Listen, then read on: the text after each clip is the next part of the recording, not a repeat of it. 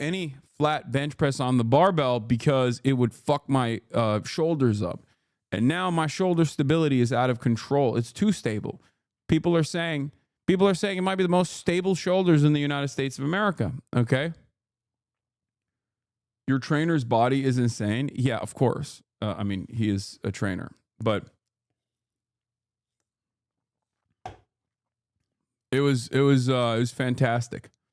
I'm very excited about that. And that is actually after I expended a lot of energy doing big squats. Not the biggest squats, but 308 for a clean 6 on my top set. Like, not the best.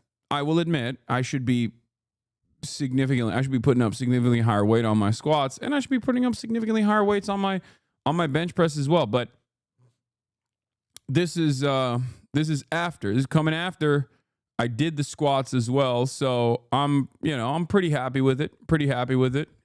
It's always a good day when I get to outlift my trainers, even though they're obviously like almost 100 pounds lighter than me, but it's still. So yeah, that's my.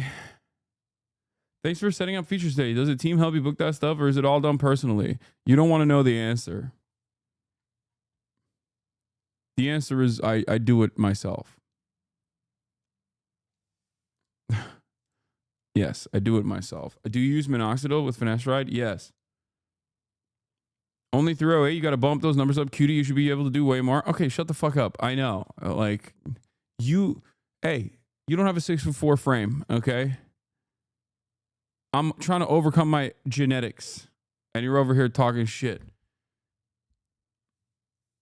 308 for 6 is a great set. You're stronger than the majority of people at the gym. I know, but that's not. I'm adjusting my strength to where I should be. And as someone who's my size, I'm thinking about my relative strength to my weight, and my relative strength to my weight is obviously not great. But anyway, do you have a PT, or are you making your workout plan solo? No, I have a personal trainer. Yes, I have 2 friends who are also my personal trainers.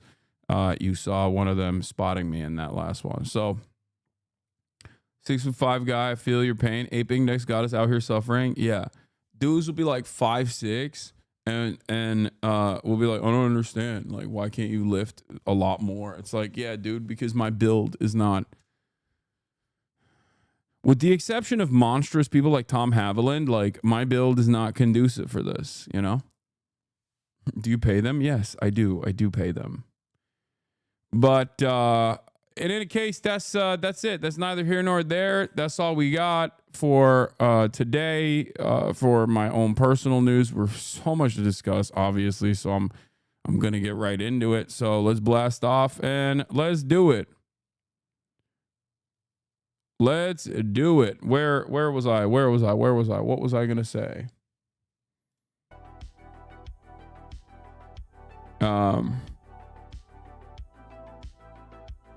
Wait, can smaller people lift more relative to their body weight? It's just copium, I think. It's just copium.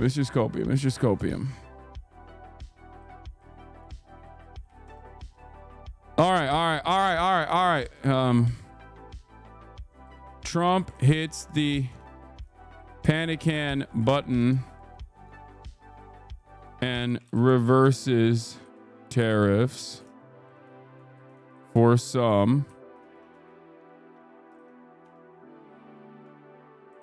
Is Tim Pool dick riding Israel? We'll talk about that as well. Obviously, that's a fucking fantastic story that everyone is like ripping into Tim. Old Timmy boy, old Timmy 2-time, okay? Old Timmy 2-time. He found a new country that he can dick ride. Maybe for some financial gain. You know what I mean? Old Timmy cuck. Trump is getting cucked. Timmy's getting cucked. Everyone's getting cucked out here. What's happening to the America First movement, man? Parkland Grendo, stop donating money. I can't see the thing that you're sending me. Just write it in the chat. There's no reason for you to pay to write a tiny thing on the corner of the stream. I can't see it, and it goes by too fast. Okay. Market madness continues. on later to explain away what's happening. Israel's PR is in the pooper.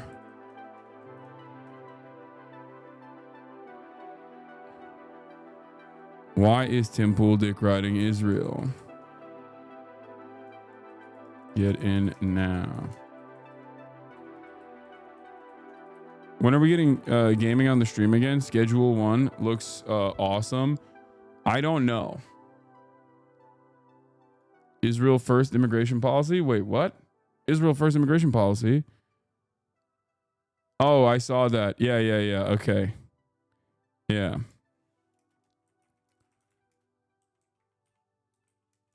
For anti...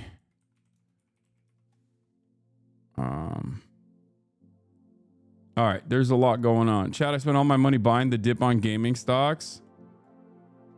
Yeah, good luck. Bros, politics locked 7 days a week again. Shaking my head. Okay, listen to me. All right, there's a lot going on in the world, and if I don't talk about this shit, then the market is going to be flooded by doo-doo head motherfuckers who don't know what the hell they're talking about. Is that what you want? You want people who are oblivious to reality? You want people who are just not knowledgeable to be talking about this shit because they're talking about it? You need someone to make sense of the senseless. I'm out here for you. I don't want to talk about politics all day, every day. I don't. I mean, I love politics, but like, I get politicked out. I get politicked out all the goddamn time. Okay, you need to understand something. I wanna go back to a more balanced schedule. I want to go and do fun stuff. I want to go and play video games with friends. You know what I mean? I want to do all that, but there's just like too much happening. All right. Anyway, breaking news. Donald Trump has announced a 90-day pause on reciprocal tariffs, increasing the tariffs on China to 125%. In the escalating trade war. We're going to get right into it. Ladies and gentlemen, we're blasting off, by the way. Here it is. Here's the blast off meme. Here's the blast off tweet. Get into it. Pump it. Pump it. Pump these stocks like you're pumping the stonks after Donald Trump gave a moment of clarity and a moment of breathing room to the global markets for a second. Paula ticked off. Yeah, I am. You call it politics, I call it politricks. Dale! Dale! ICE director envisions Amazon like mass deportation system Prime, but with human beings. Ugh, gross.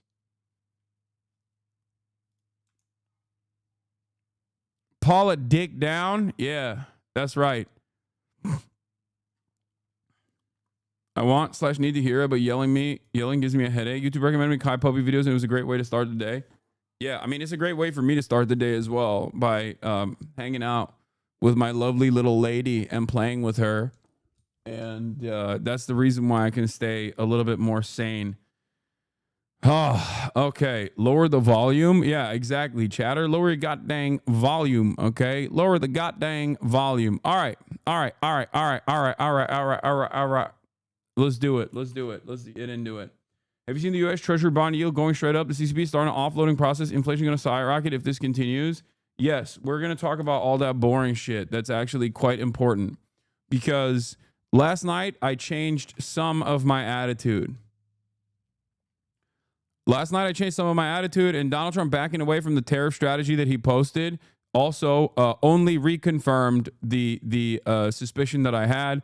There is a method to this madness. A couple days ago, I showed you Trump's chief advisor, one of the most consequential, one of the most influential people in the administration, and his 5-point bullet plan that he had posted. Okay, if you recall. And I said to you back then, this is the real thing. This is what they're trying to do. Don't listen to any of the other noise. What was his name? I'm forgetting now. I keep forgetting his name, but it's not Besant. It's not Lutnick. It's not Navarro. There is another guy. Okay. Your side, Stephen Moran. That is the name of the dude. Thank you, chatter. Stephen Moran. That is who we are talking about. Okay, hold on. Stephen Moran came out with a 5-point plan. Okay. Now, that's I told you this. The CEA chairman Stephen Moran had a 5-point plan, and he gave his remarks at the Hudson Institute. I think he wrote a paper a couple years prior to this. A couple years prior to this. So you've come around to the Giannis view. Yes, to a certain degree. Okay. Giannis Varoufakis, out of all of the analysts out there, of all of the economists out there, was probably one of the only ones that identified that there was a secondary purpose for the deficit war that Donald Trump wanted to engage in, and he was right. What he was right about was obviously devaluing U.S. currency. A lot of people did not recognize that that was what Donald Trump wanted to do. He was one of the only people out there that said Donald Trump wants to devalue U.S. currency. The reason why Donald Trump wants to devalue U.S. currency is because when U.S. currency is too high as in comparison to other currencies, then you are going to have an import economy. You're not going to have an export economy. You're going to have a fat trade deficit, and slowly but surely over year, you're just not going to manufacture stuff here anymore, because even if you were manufacturing goods that other countries would want, it's far too costly for them to purchase those goods, because the reality of the matter is the dollar is way more powerful. The dollar is way more powerful than any other currency. Part of the way that countries do this is by, purchasing dollars. Okay. That is one of the ways that they engage in, I guess some might call it currency manipulation, but I don't think it is. But some of the other ways in which you do this is also by making your manufacturing, specifically your labor, as devalued as possible, as cheap as possible, so you become a exporter, or you maintain your manufacturing capabilities. Germany has done this through the euro, and every other country has basically done a version of this. And that's what Donald Trump claims is cheating. Now, a lot of these concepts, I'm going to be switching and using some terminology fast and loose. A lot of these concepts that Donald Trump is claiming is happening, where he says is cheating, is not cheating. It's a system that we designed. We're the United States of America. This is literally what we designed. We wanted these other countries to actually serve us, and in many circumstances basically rely on slave labor to be able to get cheap, accessible commodities, cheap, affordable commodities. We designed it this way. We built the entire global financial system this way, and we accelerated it after, removing the gold standard. This was, there were multiple market shocks in the process, but this is our thing. This is our thing. This is our grand design.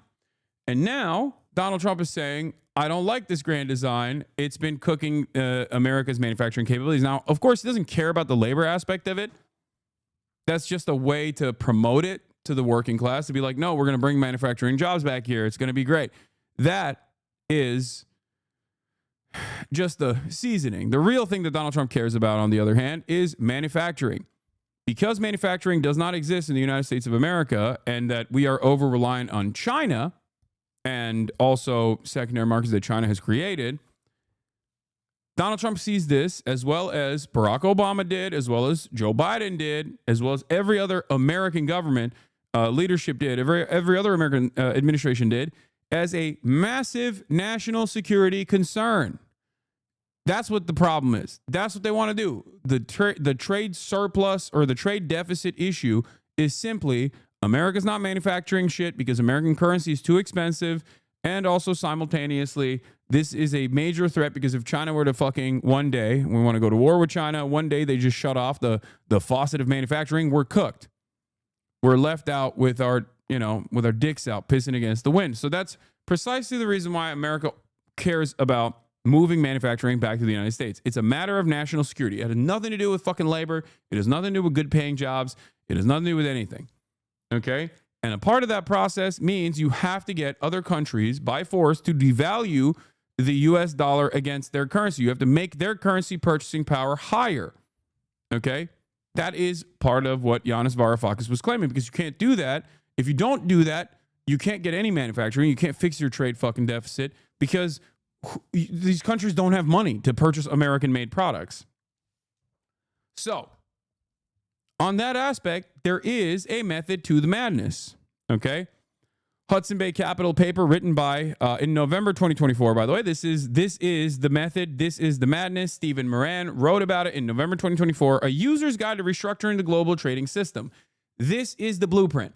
Do not listen to Peter Navarro. Do not listen to fucking Howard Lutnick. Do not listen to Scott Bessent. Do not listen to any of these other guys. Don't listen to Donald Trump. This is the guy. This is the blueprint. This is the method. And they're following it to a T, okay? And don't listen to Ron Vera either. Ron Vera. Okay, maybe you can listen to Ron Vera. That's kind of funny. And I mentioned this before. I told you all about, like, this being the 5-point plan. And it seems like last night's efforts, last night's initiative starting off with Chinese market moves that took place is moving the United States in that direction, which means there's going to be massive instability and America is going to become a poorer nation overall. America's purchasing power is going to lower overall in the interim. So I think Donald Trump is burning the candle from both ends and cooking the United States of America. And I will tell you exactly why, while the initiative and the 5-point plan that they've designed is insane, selfish, it's also short-sighted and will lead to economic turmoil. Okay? I don't think that Donald Trump is going to be able to get his desires across and instead is going to fuck this up. Don't listen to them, but they're using what you're saying to listen to. Wait, what? No, I'm saying that if you listen to Howard Lutnick or Scott Bessent or Donald Trump, you are going to be confused because the real thing that they are, the real guiding principle behind what they are trying to do, the actual moves that they're making right now are written by this guy, Stephen Moran. Now, let's get started with the stock surge as Trump announces 90-day pause on some tariffs, and then I will get back to what I'm talking about as well, okay? This is an ABC. Also, 125% tariff on China is irrelevant, okay? Because once you hit like 30% tariffs or 40% tariffs on China, it's over, okay? You've already severed ties with China in terms of trade. The difference between 85% tariffs on China and 125% tariffs on China is nothing. It is negligible. The reason why it's negligible is because you've already maxed out on the tariffs. You've already severed ties. Ain't nobody is going, I desperately need this thing from China. I'm going to go and fucking get it. And now I'm going to have to pay extra. Like, it's just not a thing, okay? It's functionally a trade embargo.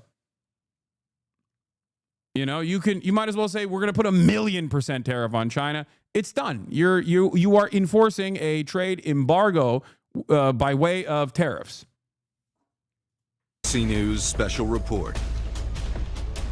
Hi, I'm Diana Macedo. We're coming on the air because President Trump has announced a 90-day pause on tariffs against most nations while raising tariffs against China. The markets have jumped on the news right now. We're seeing the Dow up about 2,000 points. The president posted on social media saying, quote, based on the lack of respect that China has shown to the world markets, I'm hereby raising the tariff charged to China by the United States of America to 125% effective immediately. At some point, hopefully in the near future, China will realize that the days of ripping off the USA and other countries is no longer sustainable or acceptable.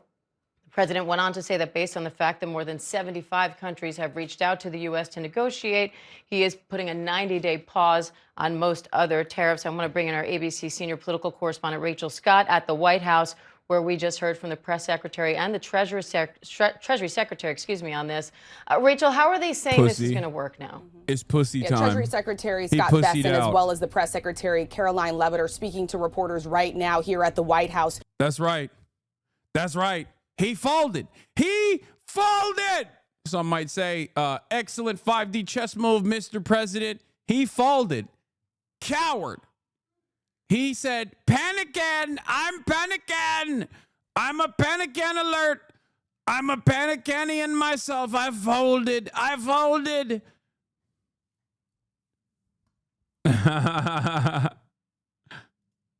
Trying to explain how the administration is going forward on this. So just the headline here, the president was asked about whether or not he was going to do a 90-day pause just days ago by our own Mary Bruce. He said at this time it was not something that he is considering. Now the president is going forward with that 90-day pause. For most of our trading partners, it will be at 10%. For everyone else but China. China, the tariffs are now rising to 125%. The White House is insisting that 75 countries have come to the table, have reached out to this administration and the White House to continue these negotiations. It is very notable that China really not a part of those discussions right now. You see this tit for tat between the United States and China as this trade war between us and one of our largest trading partners is now escalating. But the bottom line here, Diane, the president is pulling back on some of those retaliatory tariffs that he initially announced just days ago, Diane. And I want to bring in Whit Johnson, who spent the morning on the New York Stock Exchange. Whit, this is at least partially the news that so many investors were hoping to hear. This is exactly what people were asking for. The one thing that's sort of missing in all of this is the clarity. Dude, I'm done. I'm done with the media. I'm done with Donald Trump. I'm done with the dumbass Americans. I think we deserve this destruction, okay? Because Donald Trump did the same thing he always does. He broke something. Everybody went, "What are you doing? You are killing my children." And then he turned around and was like, "I'm not fixing it. I'm not fixing it."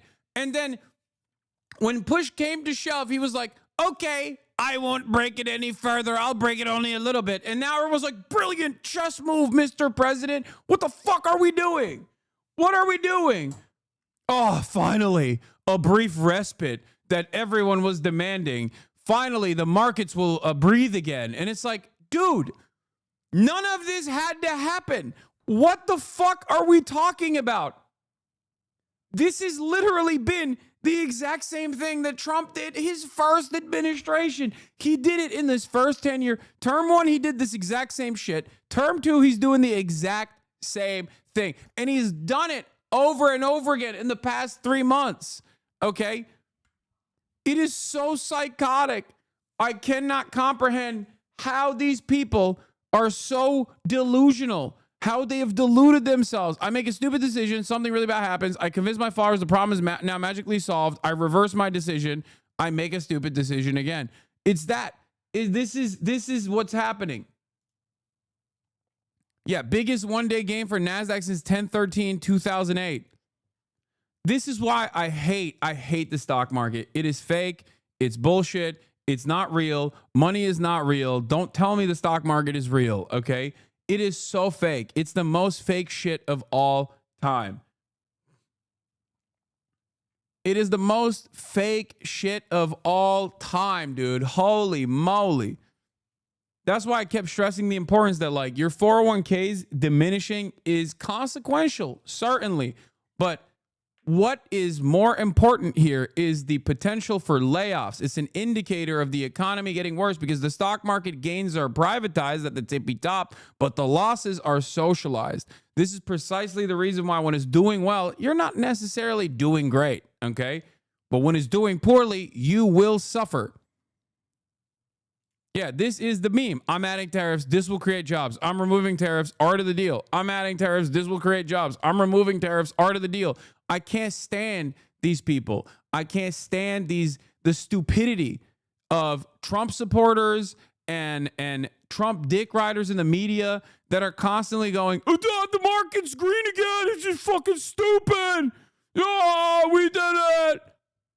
Okay, yesterday you said the market was red, but it's inconsequential. Today it's green. Yesterday you said the tariffs are good. Today you're saying art of the deal, baby. Trump removed the tariffs. You have nothing. You're just responding to stimuli. You're like a fucking sea cucumber, dude. You have the processing power of a barely functional, barely living organism. You're like a vegetable. I don't know. I don't know how to have a conversation with fucking people like this. I don't know. It's so stupid. And by the way, the pain is not done. It's not over. The destabilization will continue. Also, this is a pause on the tariffs that we're going in place today. There's like 10% on every country plus 125% on China. Like companies are still getting fucked. Exactly. I'm gonna be talking about all of that in a second. I just think it's funny that the market rallies so easily to be like, oh, thank God he didn't fuck us over that hard. Oh my God. Oh, I thought he was gonna do it. It's like, okay. Oh, he's not doing it. Oh, thank God. Dummies. And the specifics. Obviously, we have the 90-day pause. There's some time for investors to digest. But what's interesting with the 90-day is that's what basically people have been calling on the president to ask for.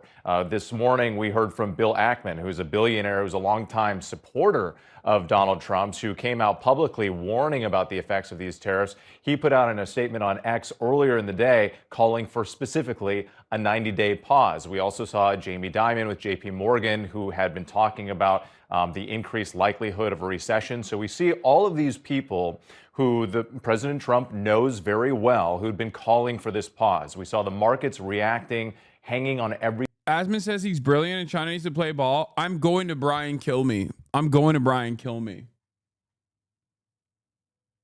I'm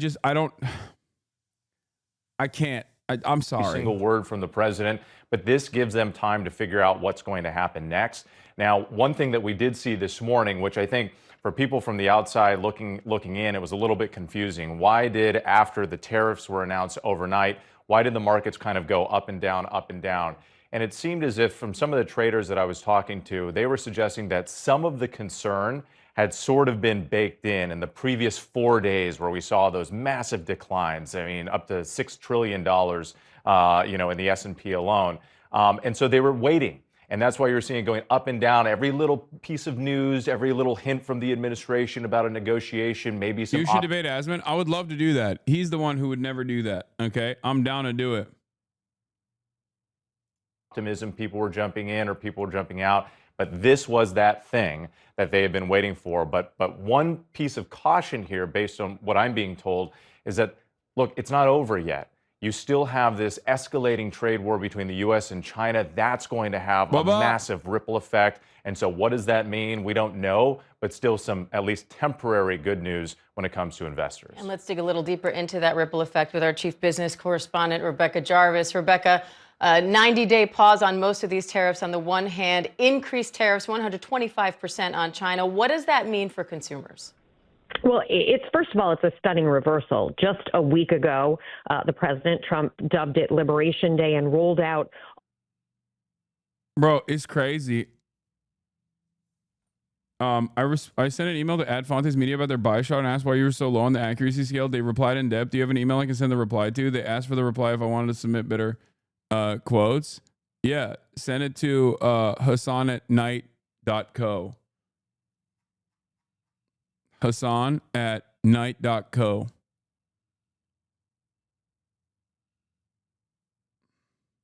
Stocky said, you should have the stock guy on your stream. He said you have no idea what you're talking about when discussing the stock market.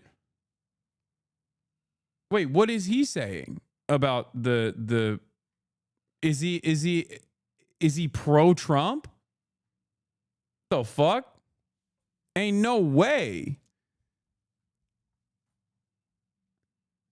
I don't think I am in disagreement with Stocky at all on this stuff. Him and his chat talk about you constantly. Wait, first of all, there's no way he likes Donald Trump. That's number one. Y'all are fucking delusional if you think that he likes Donald Trump. Number two, in terms of anybody trying to make anybody trying to come up with like what the reason is for why Trump is doing this kind of thing, it has nothing to do with market fundamentals. It has nothing to do with understanding micro or macroeconomics. It has nothing to do with finance whatsoever. Because Donald Trump and his admin are not moving in that way, demonstrably so. Look at the fucking impact that it's had on the stock market. The reading the tea leaves is happening for every single person. And I would go so far as to say that I have a better assessment on what the fuck the Trump administration has been trying to do than most of the analysts that you've seen, because I cover a broad swath of different opinions here on this broadcast. So there's no one has the perfect answers, myself included.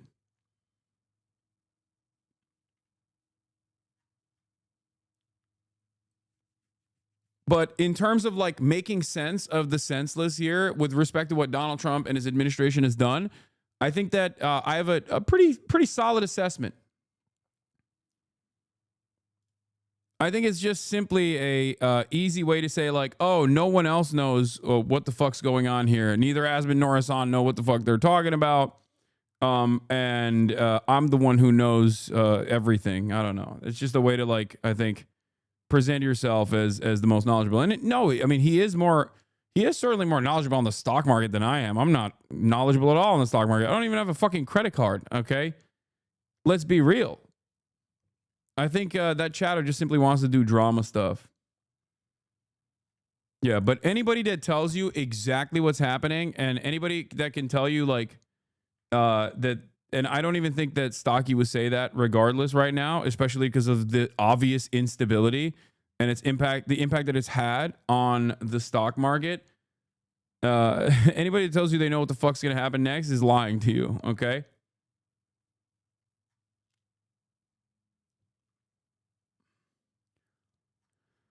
Why don't you have a credit card? I'm a madman. All of these so-called reciprocal tariffs, and now there's a 90-day pause on the majority of them, except for on China. First of all, those sources I'm talking to on Wall Street have anticipated that a lot of this has been with the idea of isolating China. And you even heard from the Treasury Secretary, Scott Bessent, who's speaking right now. I don't have bad credit. I own a house, chat. Early countries who have come and spoken to the United States, the likes of Vietnam, South Korea, India, Japan, countries that might have aligned themselves with China are going to be included in this 90-day pause.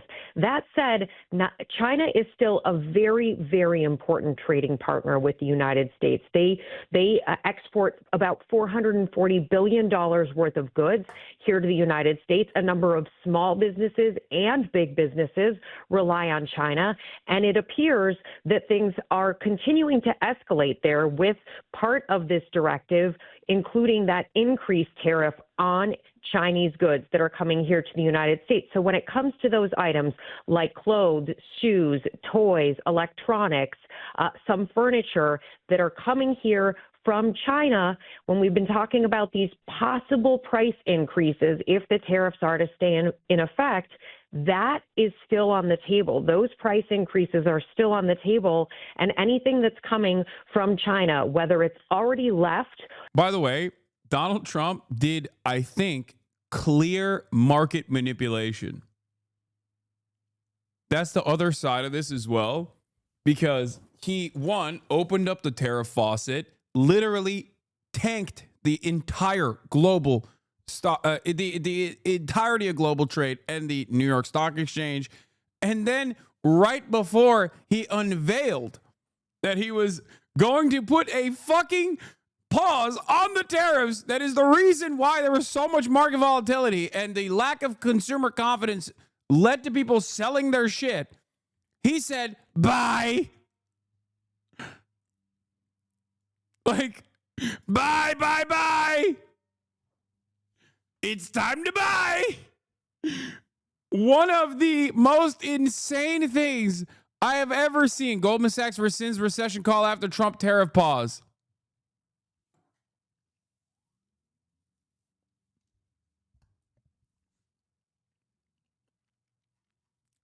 It is, I mean, dude, the graft is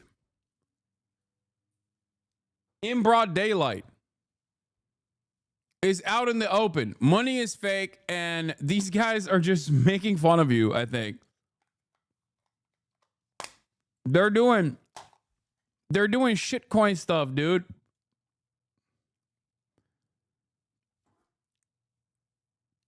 Do you know how crazy this sequence is? Yeah, look at this. Great time to buy DJT on Donald Trump's Truth Social at 9:37 a.m. Couple hours later, based on the lack of respect that China has shown to the world's markets, I am hereby raising the tariff charged to China by the United States of America to 125%, effective immediately. Okay? But that's not the point. At some point, hopefully in the near future, China will realize the days of ripping off the USA and other countries is no longer sustainable or acceptable.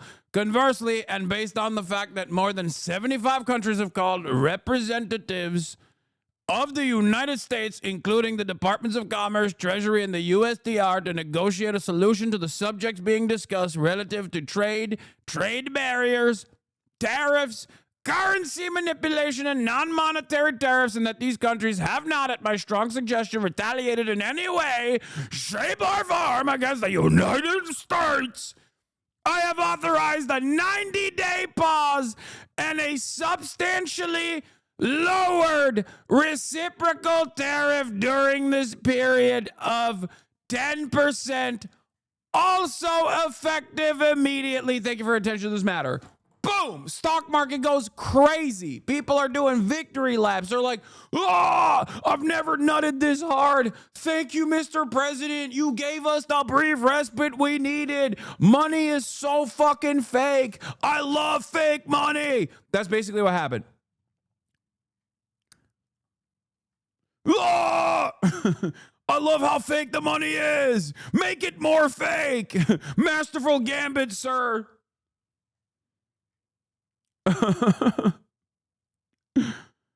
None of this makes any fucking sense. It does. It's just like, it makes sense if you just look at it as we have outward in broad daylight graft and seemingly no interest in putting an end to it. Okay. We are at the mercy of a psychotic madman who has no interest in making changes happen in the least painful way possible. It's very clear. It is very clear that nobody cares about anything, and things are only going to get worse.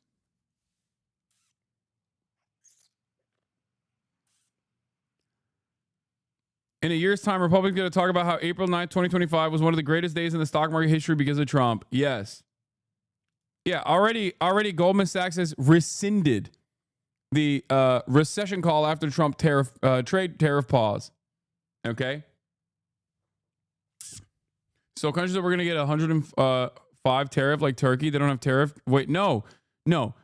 Countries are still getting tariffed.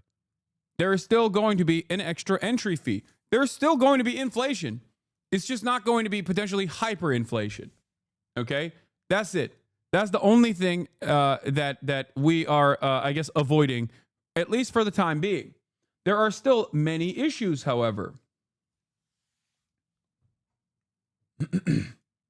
Truna says, great news. Resuming plans to close numerous manufacturing facilities in the Midwest and move all production to Vietnam and India.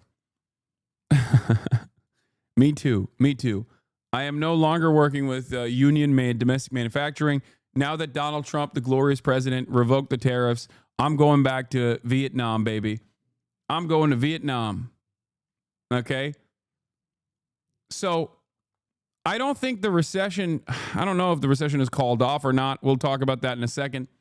But considering that the Chinese tariffs are still in place and he has increased them, which is negligible. It's inconsequential at this point because once he already maxed out on the tariffs, doesn't matter if he's doing 125%. You know what I mean? The difference between 104% and 125% is nothing. It's just there's no trade happening at that point. It is functionally a trade embargo that you have placed upon China. Now, of course, the interesting part about it is that China doesn't just directly manufacture things at this point. They also manufacture in Vietnam, in other countries.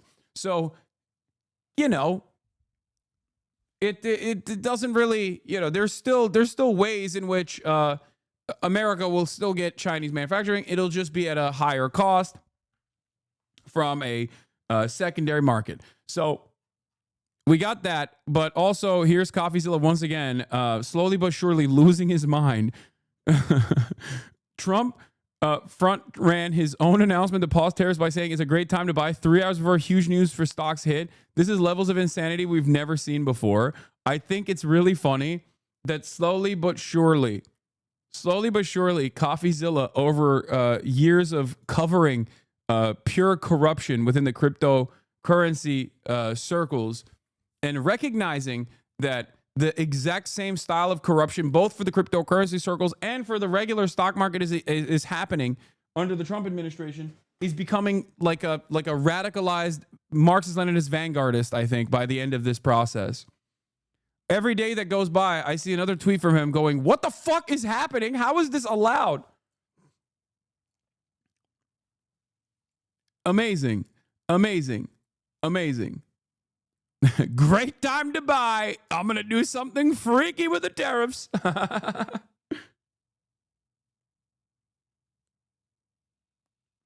If you believed his buy message and bought 100K of NVIDIA calls, you would have made 1.3 million.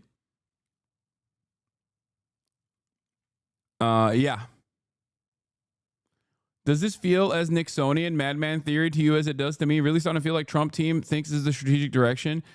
Maybe, probably. Listen, we got more. We got more on this. I have so much to talk about, and these are some of the. This is barely the part that is this is negligible stuff. We got so much more to talk. Possible scenario: one stupid tweet spreads baseless rumor of 90-day tariff pause, causing number to go up. Wall Street learns tweet was fake news, so number go down. Trump, seeing a 90-day pause made number go up, claims credit for idea and announces a 90-day pause. This was, of course, 2 days ago by Tyler Austin Harper, and he was right. That is precisely what happened.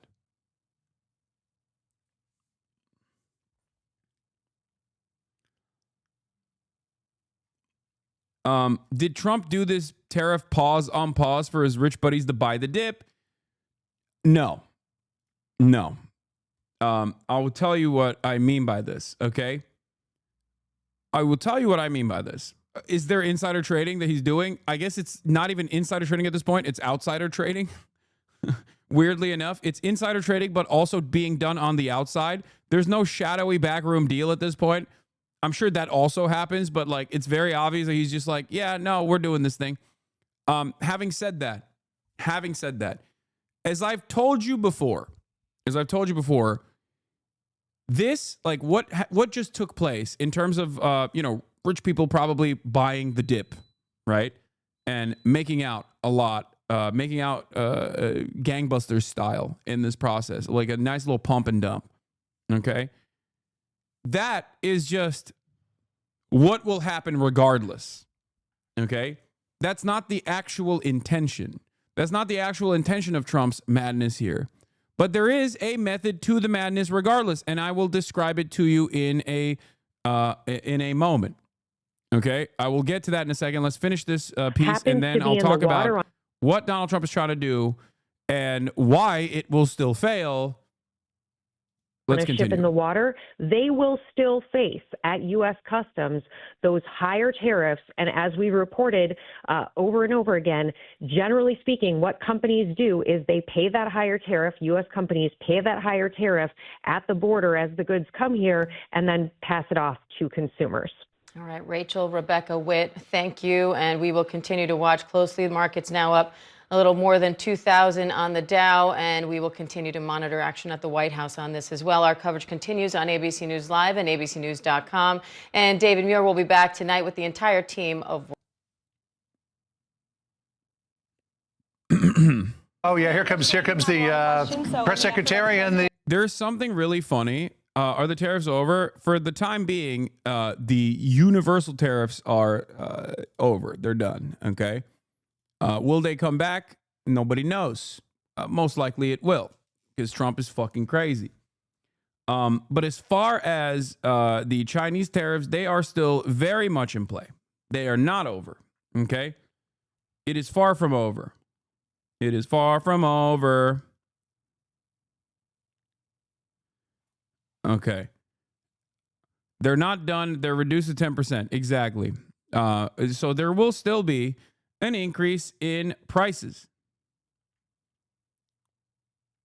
There will still be an increase in prices. There will still be market volatility. The only reason why the markets are reacting to this in a positive way is because Donald Trump went in and said he was going to kill everyone and then turned around with a gun, with a loaded gun, started shooting people, and then stopped at like shooting 3 people and said, okay, everyone else is free. Yeah, before Donald Trump came into the room, you had a sense of safety. After he came into the room with a loaded gun and started killing people, you were like in a moment of panic. You were like, oh my God, he's going to kill everyone. He's insane. And now that he stopped killing, now that he stopped the killing at like 3 people, okay, and is threatening with the loaded gun to kill the rest of the Chinese people in the room, I guess, everyone's like, oh, thank God. Okay, we're free. At least we're free. Holy fuck.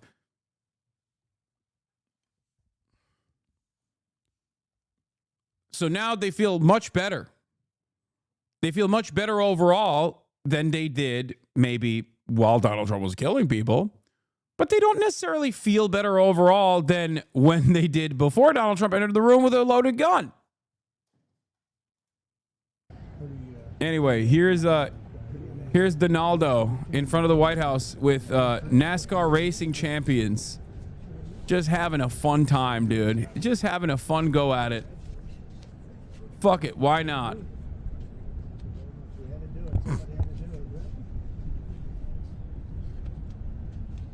Thank you very much, everybody. We have a very special day for a lot of reasons, actually, if you really think about it. Now, one of the funniest parts about all of this, of course, is that the Republicans that spent every fucking moment trying to tell you how good universal tariffs are in application are now turning back and saying, brilliant move, sir. Thank you for taking away these awful tariffs. You are the king. Okay?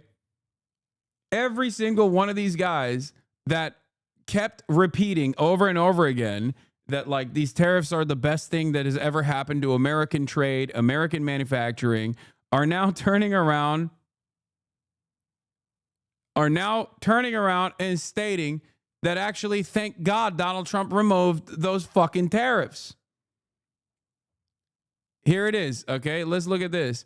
Fox News tells the story of a small business owner who used to pay $26,000 in tariffs on goods imported from China, but now faces a $346,000 tariff due to Trump's 104% tariff on Chinese imports. Okay? Let's take a look at what this story looks like. Exclusive story, and it talks about how with these 104% tariffs that went into effect. This is still in effect, by the way. This is still going to cook a bunch of businesses. You know, we think that poor Sean Fain now has to change his stance again. No, you misunderstand what Sean Fain is saying in terms of trade protectionism. If you think that he is just simply responding to Donald Trump and trying to play and simply defending Donald Trump's decisions, that's not what's happening. The UAW's position on trade protectionism is built around wanting to maintain domestic manufacturing. Ironically enough, I think it's also still short-sighted. No, I don't think this chatter means Sean O'Brien. He means Sean Fain, who is the union leader of the UAW. Now, Sean Fain and the UAW's communication on these tariffs has been overall positive, cautious but optimistic. Okay? Cautious but optimistic. Part of the reason why it's cautious but optimistic is because they're not for free trade. It's understandable. It's understandable that they would be anti-free trade. It's understandable that they would be pro-trade protectionism.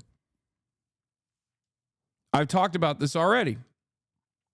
The issue that I have with the ways in which Donald Trump has applied these broad tariffs is, of course, the reason why he did that is because, or the ways in which he did this insane thing was damaging to the global economy and damaging to even domestic manufacturing as well.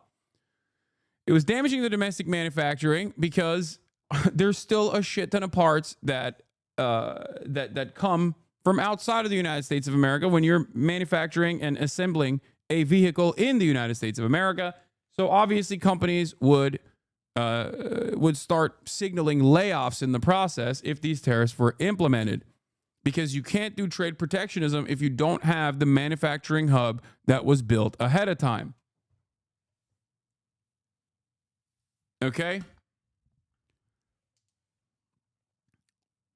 China is going to have to pay for it, but it tells a story of a special needs toy importer. And when the tariffs went into effect at midnight, his tariff, he's been paying a tariff because he gets stuff from China, $26,000 a year. His tariff bill went from $26,000 at midnight to $300 and... Wait, I don't get it. I thought that China would pay for it. Why is Fox News telling me that China will pay for the tariffs yesterday and then telling me today that actually it's an American small business owner that will pay for it?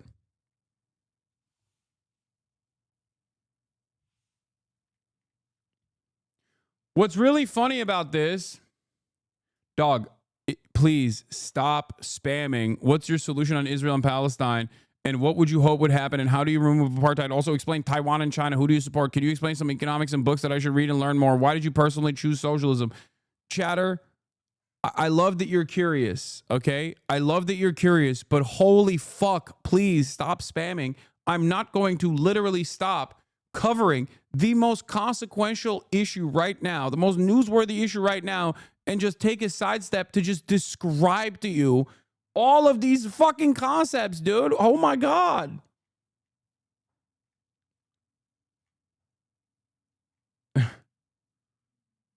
That's crazy. Let's get back to Fox News. $46,000.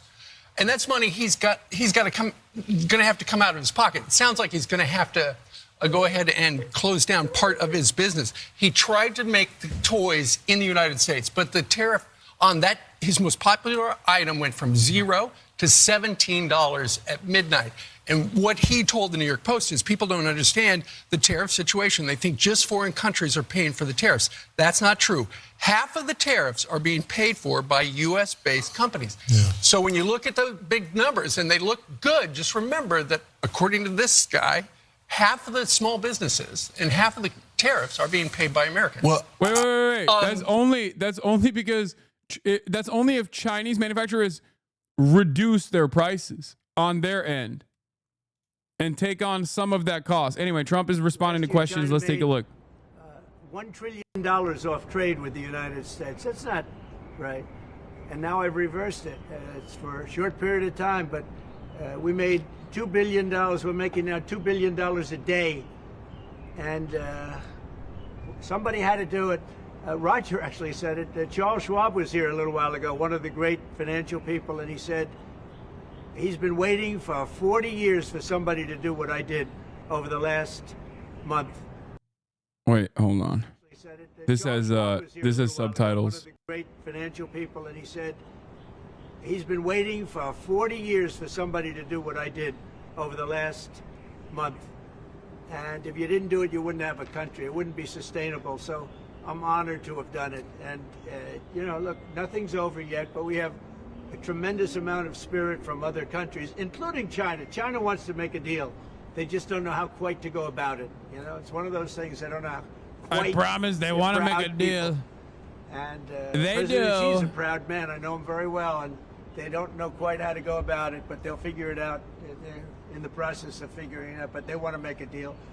And we have many other countries, as you know, many more than 75, and they all want to come, and they want to come here, or they'll go to Commerce, or they'll go to Treasury. We have our great senators here and congressmen. They'll call John, they'll do somebody, they'll go through somebody, but they're all calling, how do we do this? They all want to make a deal. Somebody had to do what we did, and I did a 90-day pause for the people that didn't retaliate, because I told them if you retaliate, we're going to double it. And that's what I did with China. You've never seen a fuck up like this, believe me. We'll see how it all works out. I think it's going to work out amazing. I think that our country is going to be at the end of a year or shorter, but I think we're going to have something that nobody would have dreamt possible. A man like Roger Penske, I don't want to get him in trouble with China, so I won't, but he would know that you have to, someday you have to cut the bow and you have to do what you have to do, right, Roger? And that's what I did, and I'm very happy to have done it. Mr. President, was there anyone the Prime Minister of Greece just told Breitbart's Matt Boyle that he thinks absolutely the European Union and the United States could work out a trade deal that's win-win and, quote, mutually beneficial to both sides. What do you think about the Prime Minister's comments, and do you think a deal could be struck with the European Union? First of all, I know him. He's a good man, and I appreciate his comments. Yeah, a deal could be made with every one of them. A deal's going to be made with China. A deal's going to be made with every one of them. And there'll be fair deals. I just want fair. There will be fair deals for everybody. But they weren't fair to the United States. They were sucking us dry, and you can't do that. You know, we have $36 trillion of debt for a reason. We don't have it there for fun. They have it for a reason. And people took advantage of our country, and they ripped us off for decades. I've been thinking about this for decades. If you ever saw me on television, I was young like these guys. And aldım days, I'll tell you, Roger.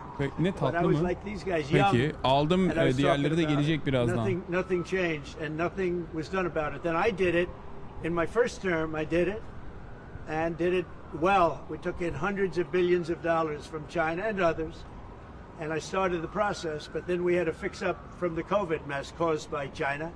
We had to fix up from that, and we did a good job of doing it. And when we handed back the reins after a rigged election, and when we handed back the reins, the stock market was higher than it was before COVID coming in. So, you know, we did a great job, but we didn't have time to do the big thing, which we're doing now. And it's, you know, it's like a patient is sick, you have to do surgery. Patient is very, very sick.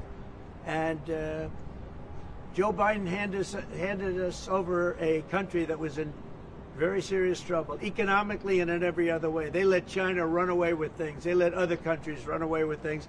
And maybe worst of all, in a certain way, is what they did at the border. We had people pouring into our country by the millions. Many of them were murderers and drug lords and thieves and people from prisons from all over the world.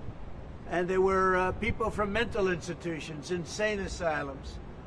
They were taking their mentally insane, and they were dumping them into our country. And I'll tell you, Tom Homan and Kristi Noem are doing a fantastic job in removing them. And now the courts, the Supreme Court just gave us numerous good rulings where we have to be able to get them out. You had other judges trying to take over the system. And think of it, they take over. They want these people coming back. Tren de Aragua from Venezuela, the Venezuela jails that cut off the fingers of a man in Colorado. They cut off his fingers because he called the police looking for help. They said, "Did you call the police?" He said, "Yes, I did." "Put your hand down," and they cut off the fingers. This is what they want to bring these people back now. And I want to thank the president of El Salvador for the job he's done, because that's the way it has to be done. It's too bad. Mr. President. Yeah, please. Chuck Schumer and Nancy Pelosi, they've been talking about tariffs for decades. How come when these Democrat elites want tariffs, everything's hunky-dory, but when President Trump wants tariffs, all hell breaks loose? Do you see this double standard? I love this guy, whoever the hell that is. That's really nice. I appreciate that question. No, Chuck Schumer, Nancy Pelosi, everybody knew you had to do it, but they never had the guts to do it. It does take guts. It even takes guts for our country to go through it. That's why I say be cool. They were saying about, just be cool. It's going to work out. It's going to work out, and it's working out. I can tell you, working out. Yeah, no, totally. Things are so good. Things are so fine. It's going to take a little conditioning. Teach him. Besides, you have too many energy socialists in here that don't understand the basics. Why answer every dumb question when you can teach thousands at once? Okay, take a week off. Like it. And people investing in our country, they're going to do better than they've ever done before. We have more car manufacturers, Roger, coming into our country now. Speaking of cars, we've never seen anything like it. And they're coming in because of the election, but they're coming in because of the tariffs. Yeah, let me start talking about. They don't want to pay 25 or 50 or whatever it may be. They don't want to pay that. They can't China pay that. and Taiwan's relationship right now in the midst of this conversation Mexico, instead. Building a plant, they're all coming into the United States. Canada, they're coming in. From China, they're coming in from everywhere. And that's just cars. We have chip makers coming. We're the biggest chip maker in the world from Taiwan, coming in, spending $3 billion to build plants, and mostly a big plant. This is a hell of a plant. I usually do that. Kind of money that I just can't do that here right now in this moment. It's crazy. You know, you'd say million would be the right number. It's not. $200 to $300 billion. Think of that. $300 billion. Yeah, if you look at Apple, Apple is going to spend $500 billion building a plant. They wouldn't be doing that if I didn't do this. They'd just keep building them in China, and that's unsustainable. It's not a pleasant thing to do. But I appreciate the question. And, you know, interestingly, Chuck Schumer and Nancy Pelosi, Crazy Nancy, they've wanted to do this for years, but they never had a president that had the guts to do it. Because it does take guts, believe me. Look. A lot of what Trump is doing today, while it is insane and belligerent seemingly and causes a lot of instability in the markets, what Trump is doing directionally is the same thing that previous administrations have been trying to do as well, but they don't have the same appetite for death and destruction that Donald Trump has, because Trump believes he can actually fucking tank it. All right? That's the major difference here. Trump believes, perhaps foolishly, that he can tank it. But the goal here is the same. Decoupling our largest trading partner, and forcibly severing ties with China, and also rebuilding American manufacturing. Not because you care about the industrial base, not because you care about the manufacturing jobs coming over here. That's why they openly say, I don't give a fuck. We're going to build it cheap. We're going to build it with robots. Okay? They say a bunch of fantastic things, right? The only reason why they care about building a manufacturing base in the United States of America is because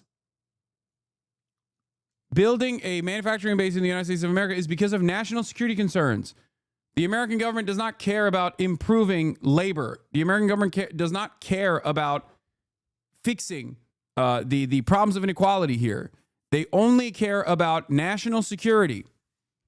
They only care about national security. They want to build shit here so that China can't just turn off the manufacturing faucet and destroy the American empire when we go to war with them. That is the point.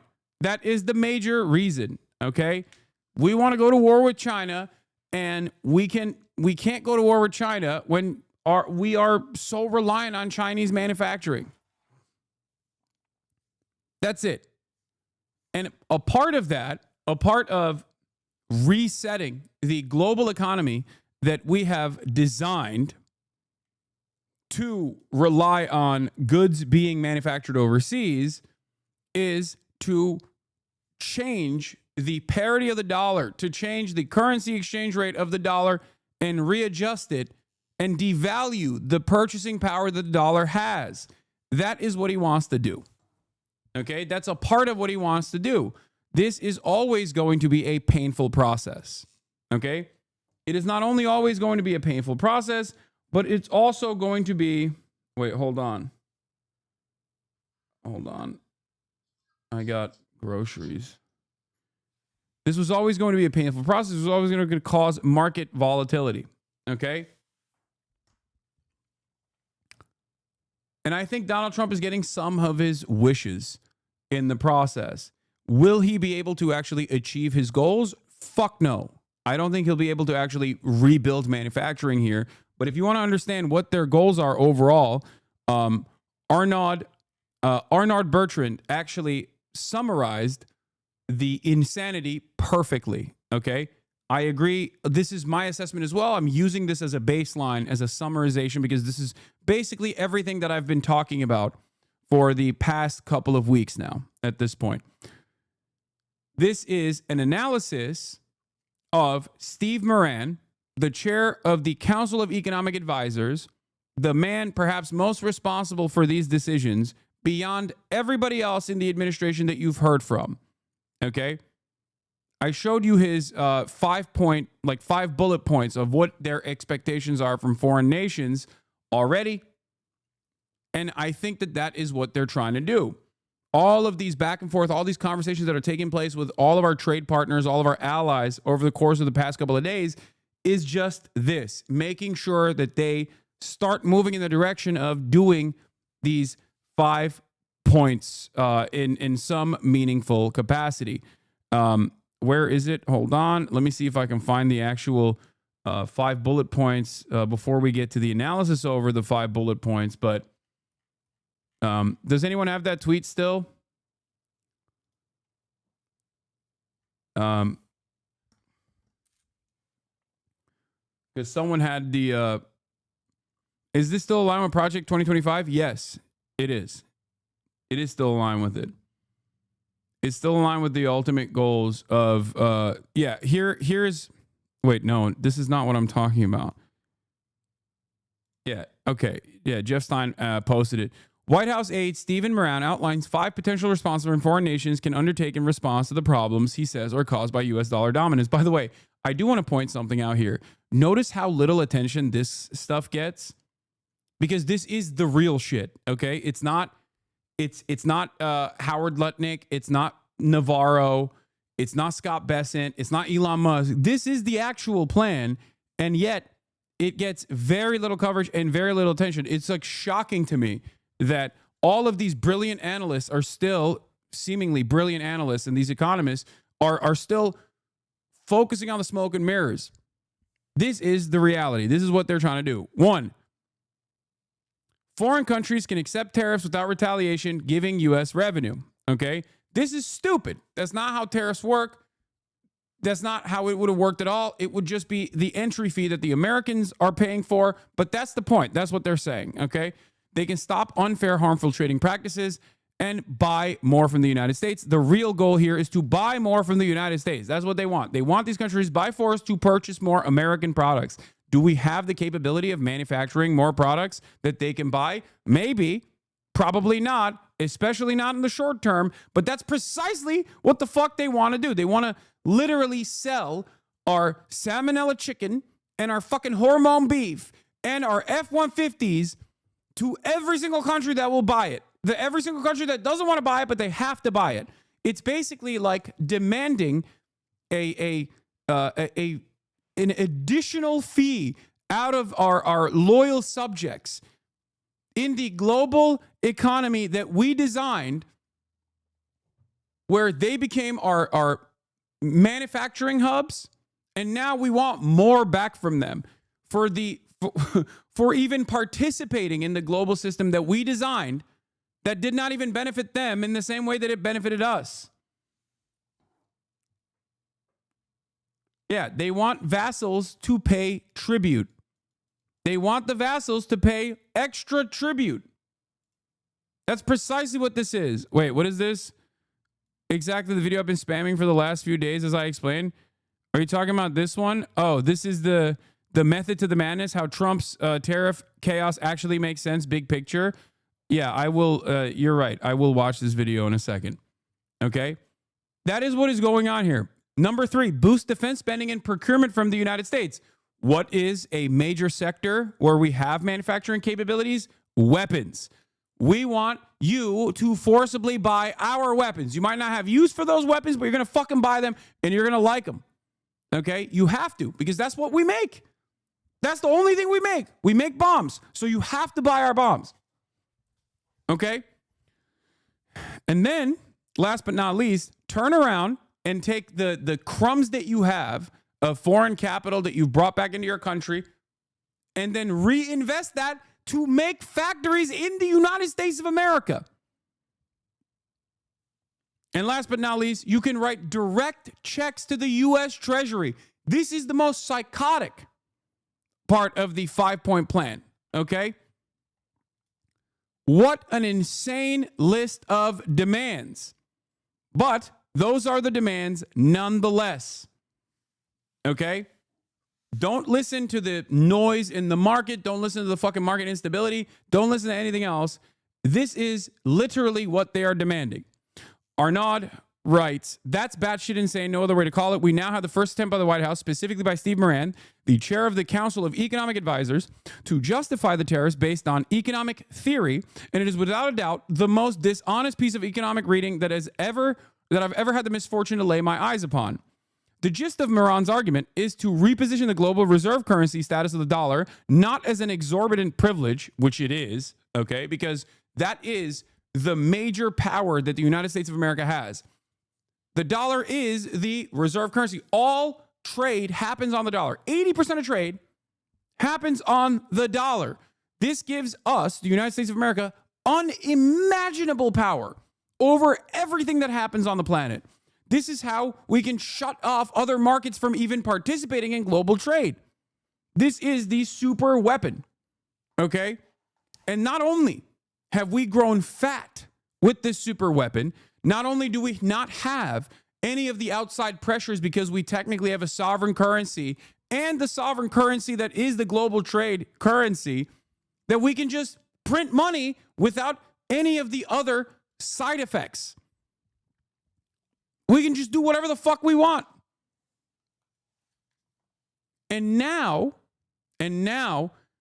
this incredible privilege that we have designed around the globe, okay, that we've used to dominate the entire planet, that's being treated as though it's a fucking burden that the rest of the world needs to compensate the U.S. for bearing. And you want to know what the crazy part about this is?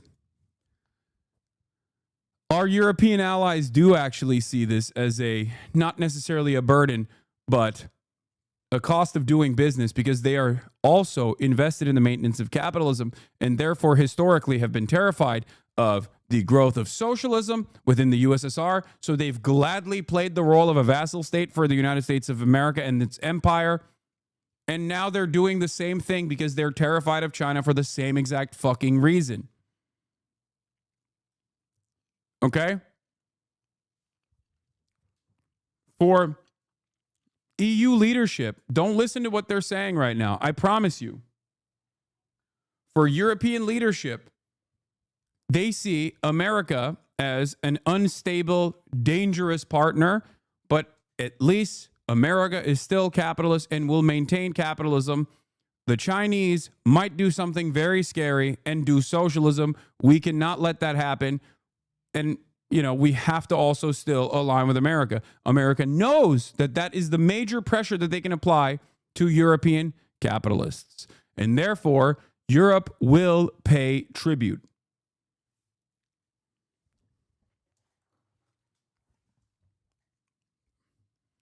One of the biggest trade inefficiencies that Donald Trump considers to be cheating, Europe also considers to be cheating.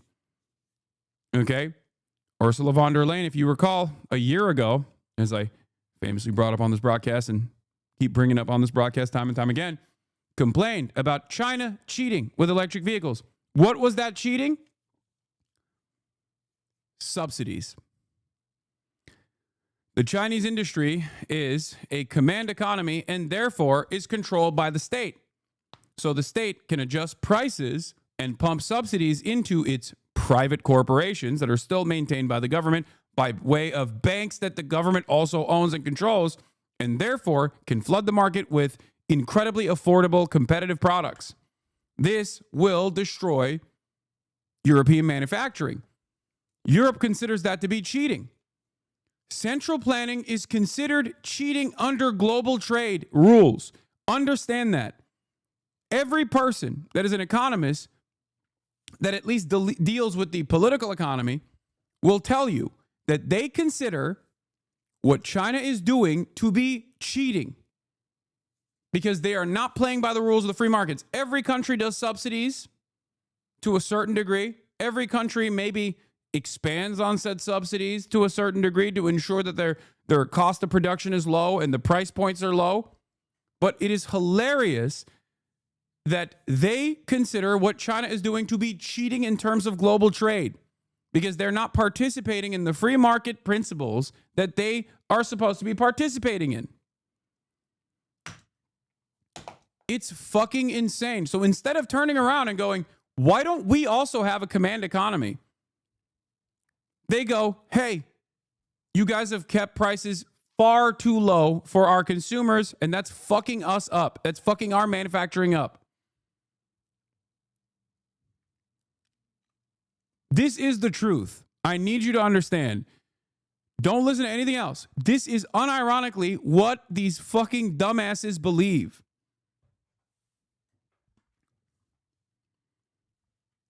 As Moran explains it, having the dollar as reserve currency has caused persistent currency distortions and contributed, along with other countries' unfair barriers to trade, to unsustainable trade deficits, which has decimated our manufacturing sector. That's what Stephen Moran says. Dollar being the reserve currency is used against the United States of America.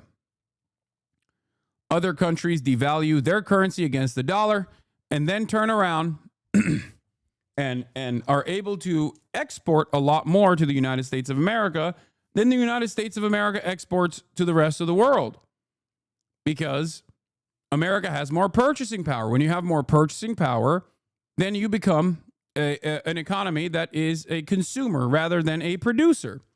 This is what Donald Trump talks about with respect to trade deficits. So basically, under this, if that was your major gripe here, you would obviously no longer make the dollar the reserve currency, right? Except wrong. They want to maintain the dollar as the reserve currency. They just also want you to pay for the privilege of our currency still being the reserve currency, because the alternative is the yuan, and that is terrifying. They literally are saying, you either want us to keep dominating global trade and make these decisions at the behest of capital earners or capital owners, or something much scarier can happen and China will dominate global trade. And in that situation, who knows what'll happen?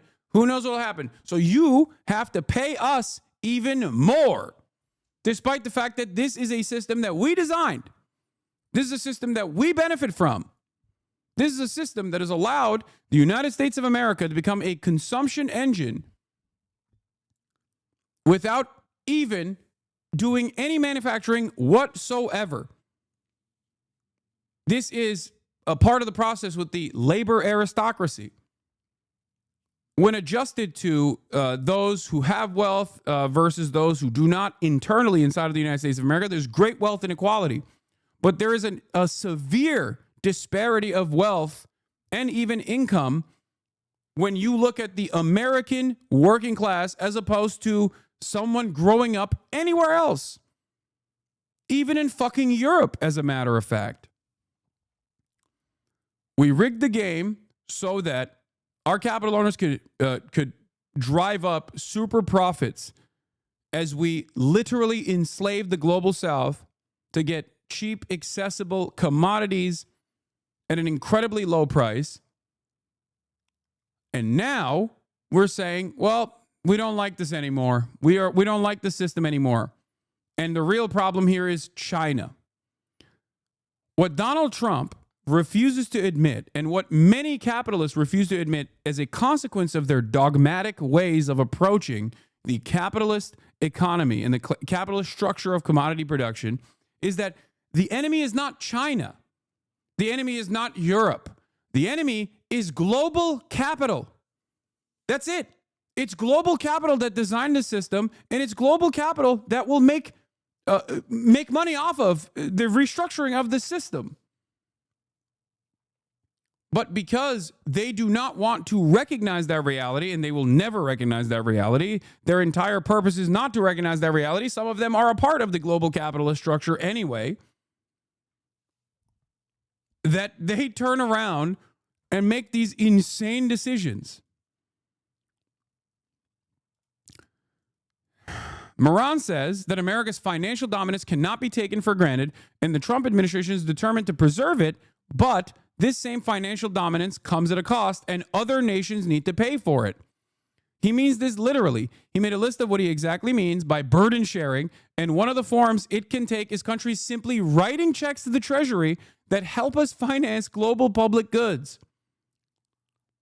Let's pause for a moment here to contemplate the sheer insanity of this, says Arnaud. The U.S. is literally suggesting that countries should mail checks to the U.S. Treasury as a tribute for the privilege of maintaining the dollar as a global reserve currency, when it is this very reserve status of the dollar that is the cornerstone of U.S. power. It's the equivalent of Samson asking everyone to pay him to keep his hair, because that's what Moran is conveniently not mentioning in his text. The reason Giscard d'Estaing called it exorbitant privilege in terms of the United States being the global currency, the reserve currency, is that it allowed the U.S. to quite literally have its way of life subsidized by the rest of the world. Moran and Trump complain about the trade deficits, but they are the very manifestation of this subsidization.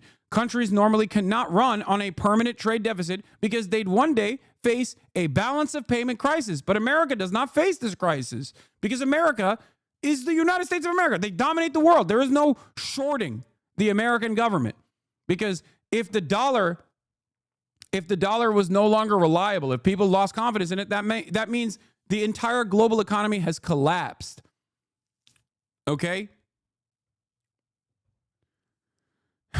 It's like a private individual. You cannot indefinitely buy more from others than what you yourself earn. At some point, you'll have to pay up, unless that is you are the issuer of currency that everybody uses, in which case the normal rules of economic gravity are suspended. While other nations must balance their books eventually, the dollar's reserve status gives America the unique ability to consume more than it produces perpetually, with the world eagerly accepting dollars that cost nothing to create in exchange for real goods and services. That's not a burden. It's very much an exorbitant privilege. So yes, sure, because America can effectively buy most of what it needs from the rest of the world for free by printing dollars, this situation doesn't exactly create incentives to do the hard work of manufacturing goods domestically. But framing this as other countries taking advantage of America rather than America taking advantage of its currency dominance is an astonishing inversion of reality. There's also a bunch of insane lies that they spread about China in this process as well. One of them was the 2008 housing market crash, claiming that China actually contributed to the 2008 housing market crash. It wasn't our deregulation of the financial sector. No, not at all. It was actually China that did the 2008 housing market crash. What a fucking spectacular lie to say, especially to add insult to injury, that it was fucking China that bailed out the United States of America. China literally participated in saving America in the aftermath of the 2008 housing market crash. That is fucking crazy. We are so goddamn belligerent, dude. We are such fucking rabid animals. It blows my mind. But in any case, let's get back to it. While other nations must balance their books, eventually the dollar's reserve status gives America the unique ability to consume more, okay? So yes, sure, because America can effectively buy most of what it needs from the rest of the world for free by printing dollars, this situation doesn't exactly create incentives to do the hard work of manufacturing goods domestically, but framing this as countries taking advantage of America rather than America taking advantage of its currency dominance is an astonishing inversion of reality. And even more astonishing is Moran's ask that countries now compensate the U.S. for this. Some people mentioned that it's like asking vassals for tribute, but it's actually even worse than this. The tribute is already embedded in the global reserve currency status of the dollar. Other countries work hard for the U.S. while they can just issue IOUs that never come due. It's kept together by 800 fucking military bases around the planet. What Moran is thus proposing is effectively demanding vassals make payments for the privilege of already making payments, a double tribute system where countries can first subsidize American living standards by accepting dollars as reserves and then must pay an additional fee for this burden this supposedly places on the U.S. This chatter is correct. This is literally, have you said thank you? But this time, instead of yelling at Ukraine for engaging in a proxy battle that suits our interests in the region against a foreign adversary and demanding more from them in terms of natural resources and demanding that they basically fucking put their arms down and let Russia dominate them now that we're just fucking bored. Okay? This is ironically that exact same principle being played out in terms of global trade. And it's wild that a lot of Americans do not even comprehend this reality. I mean, I guess it's not that wild because this is somewhat complex. And it's also a part of the process of being the hegemonic superpower where you take this shit for fucking granted. This is literally just the way things are. What do you mean? Moran's piece is replete with other complete inversions of reality. For instance, he now blames China for the 2008 crash because their holdings of U.S. mortgage debt helped fuel the housing bubble, forcing hundreds of billions of dollars of credit into the housing sector without regard as to whether the investments made sense. They're saying China is the reason for the 2008 market crash. How fucking psychotic. Anyone who, even with a rudimentary knowledge of the 2008 financial crisis, would have had their breath taken away by such brazen revisionism. Not only is the crisis universally known to have been caused by U.S. regulatory failures and the reckless securitization of subprime mortgages by Wall Street firms, but China in this instance literally saved U.S. markets from complete meltdown after Hank Paulson personally appealed to Beijing to continue purchasing U.S. Treasury bonds during the height of the crisis, which they did. To now blame them for the very crisis they helped mitigate and played no part in creating is beyond dishonest, is gaslighting on a geopolitical scale. All in all, it is clear what the U.S. is trying to achieve here. They effectively want to have their cake and eat it. They want to keep the privilege and want the rest of the world to pay for the downsides that come with it, which means we're truly at a crossroads in history where nations must make an immensely consequential choice: acquiescence to this insane double tribute system or stand against it.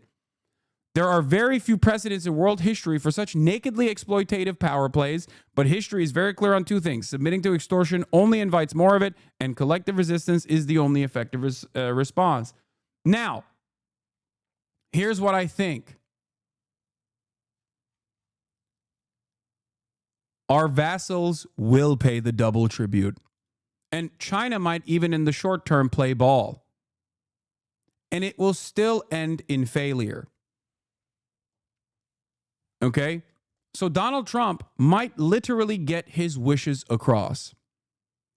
And the major reason as to why, especially from the perspective of our vassals paying double tribute now, is because they're terrified, especially EU, is fucking terrified of the entire structure of the planet, the entire political economy, the entire global trade changing. The rule makers being the United States of America means that capitalism continues. If the rule makers become China, then capital owners are going to lose out big. They're going to lose their status. They're going to lose the way that these hierarchies have been designed.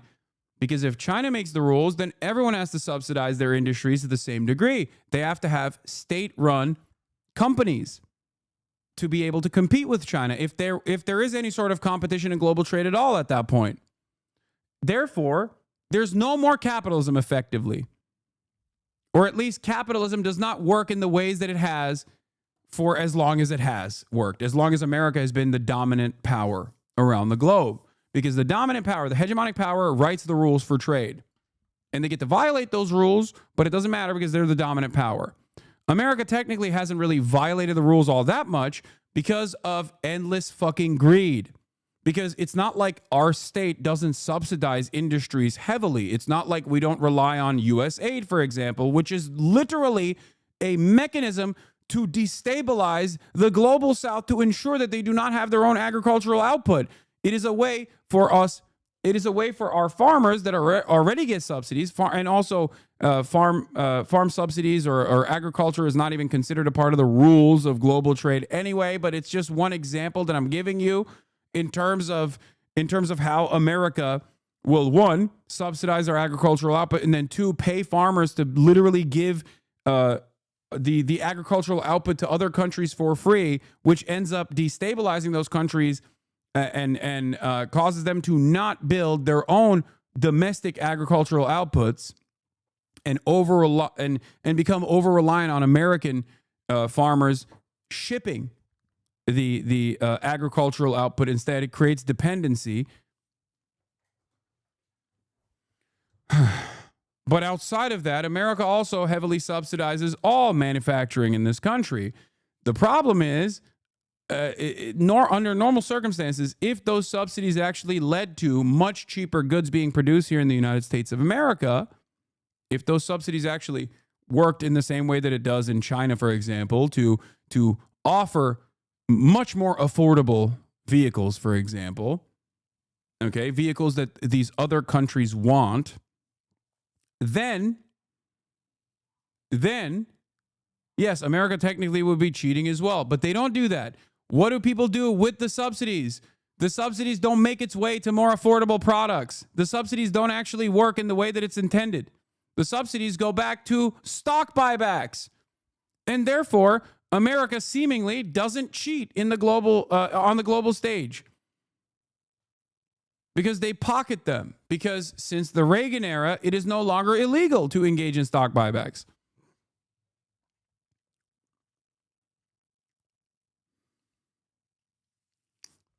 That's it.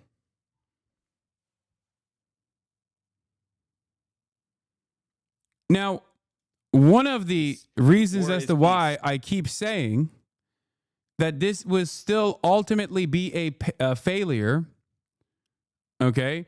This will ultimately still be a failure, is because America is not China.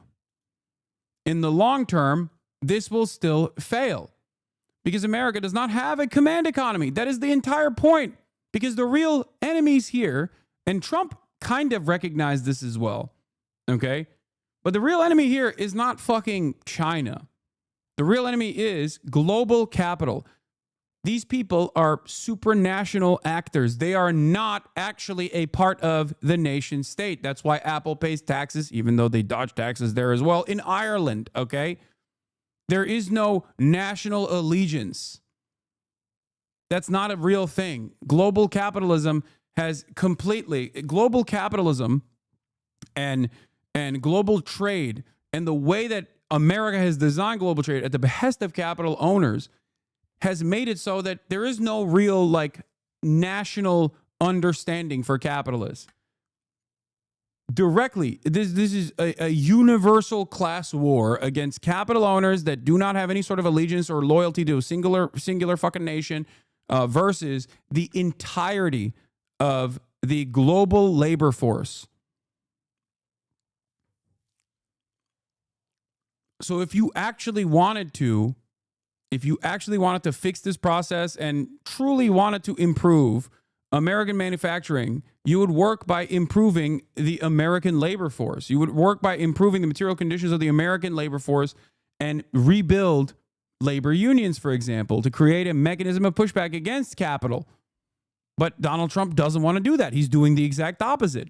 Donald Trump also and his administration routinely admit that they are not even interested in bringing manufacturing back into the United States of America for no reason other than the fact that they don't want China to have it, because they're worried that China could fucking shut off the manufacturing faucet in times of war.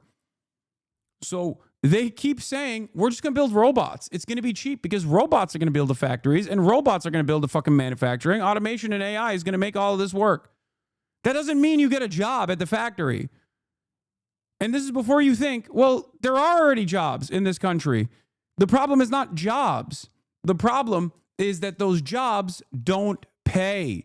The problem is that no one fantasizes about working at a factory for the sake of working in the factory alone. People fantasize about working in a factory because they fantasize about 1965 living standards. That's what they want. They want benefits. They want a single income household to be able to pay for all of the children. They want a upward social mobility for their next generation. Many of you that now work white-collar jobs probably had blue-collar parents.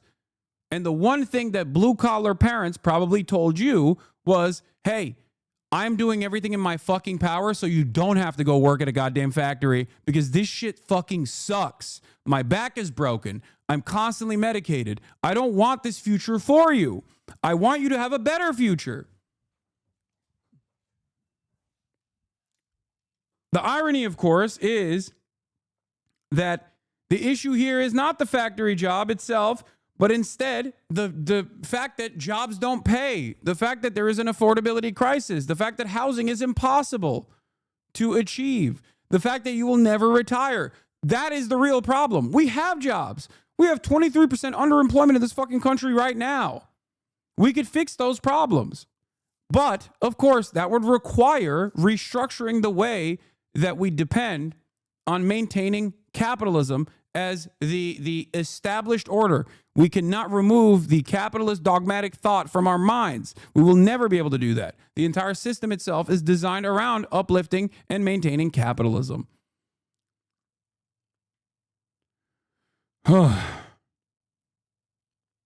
That's it.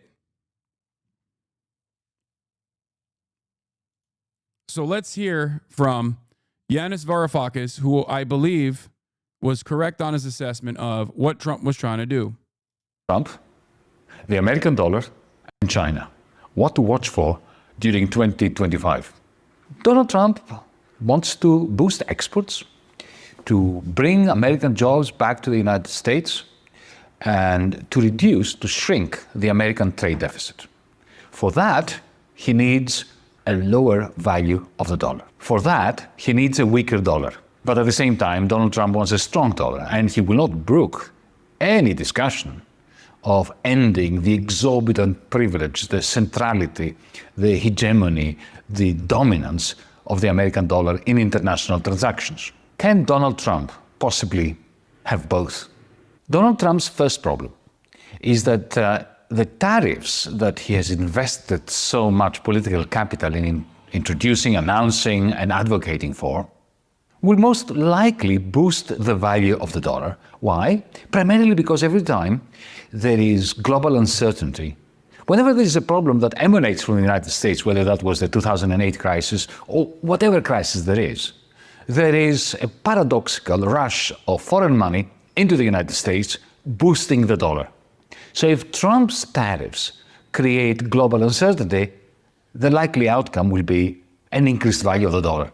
And that's his first problem, because if his tariffs succeed in creating a lot of consternation across the world, in China, in the European Union, in Britain, the result will be that even if imports initially shrink as a result of these large tariffs, the influx of money into the United States of capital is going to boost the value of the dollar, therefore countering whatever effects the tariffs had on limiting imports and enhancing American exports. Donald Trump's second problem is that if he proceeds with his very large tax cuts, especially for corporations and the oligarchs and the very rich in the United States, this is also going to attract into the United States foreign capital. And what will that do? Boost the value of the dollar, and therefore enhance the gap between American savings and investment, with investment being much greater than savings, which is a root cause of the American trade deficit. Trump's third problem is the exorbitant privilege of the United States dollar. It is the reason why every time there is a crisis, especially one emanating from within the United States, the dollar goes up and the US trade deficit gets worse, especially during... This video was uploaded 3 months ago, and Yanis Varoufakis has been calling this out for quite some time at this point. And last night I came to the realization that I think he is correct on his assessment that Donald Trump wants to devalue the dollar in an effort to rebalance trade. As in, Donald Trump wants, simply put, Donald Trump wants to make America poorer. Donald Trump wants to make Americans poorer than they were yesterday, so that the poor Americans will be able to manufacture goods just so we can maintain manufacturing domestically for national security concerns. That's their assessment, not mine. And be able to produce more product for the rest of the world to purchase. Donald Trump is not smart enough for any of this duty chess? Yes, because Donald Trump is not personally doing this, chatter. Please. Just like Joe Biden wasn't personally doing shit. His brain is doo-doo. Donald Trump's brain is doo-doo. And so is Joe Biden's brain. It's not actually what Donald Trump's Donald Trump is not making these decisions. People around him are. He is just the guy who is the messenger. He is the vessel. In periods of reduced demand, jobs, and employment within the United States. So if Donald Trump were serious about shrinking the American trade deficit, he would want to do away with the exorbitant privilege of the United States dollar. But of course, not only will he never allow himself to do that, because his best friends, his tribe, are the rentiers and the financiers who will be aghast if the United States loses the exorbitant privilege of its dollar. It is highly unlikely that Donald Trump will want to be the first American president after the Second World War that loses the hegemonic power of the United States by losing the exorbitant privilege of the United States dollar. Some argue, and I think they do have a point, that maybe this doesn't make sense. You can't devalue the dollar without inducing hyperinflation and tax cuts strengthen the dollar. What does he gain from a weak dollar exactly? Yeah, that's why he's saying it's stupid if he does tax cuts after this as well. But what does he gain from a weak dollar is basically nothing. I mean, there's no immediate gain aside from the fact that a weaker dollar overall means that you can rebalance trade to a certain degree, because the products that we're building here and selling to the rest of the world become more affordable automatically, because all currency is traded against the dollar. So if a country's a currency is devalued against the dollar and the dollar's purchasing power is high, then that country still has jobs. That country still has manufacturing, and that country can export to the United States of America.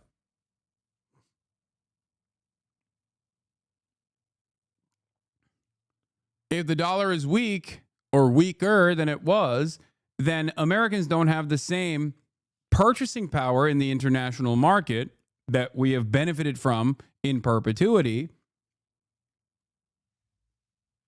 But instead, we manufacture things that other countries can purchase from us.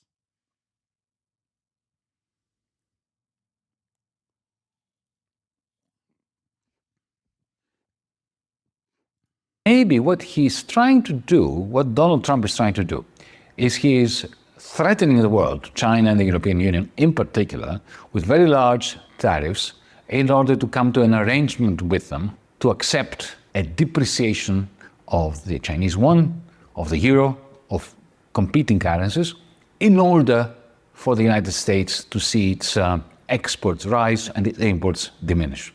To cut a deal, in other words, something along the lines of what Ronald Reagan did in 1985, the infamous Plaza Accords, supposedly a multilateral meeting between the Europeans, the Americans, the Canadians, the Australians. But in reality, what the Plaza Accords were about was an ultimatum by Washington on Tokyo. Appreciate the yen massively, or else I'm going to slap large tariffs on Japanese exports. The Japanese are rolled over. They did as a... So remember what I said about how Donald Trump wants to do Plaza Accords to the rest of the world? Ironically, when I was in Japan and we were talking about the tariffs, that's what this is. Problem is, I don't think you can do that to China. I don't think you can do that to the EU.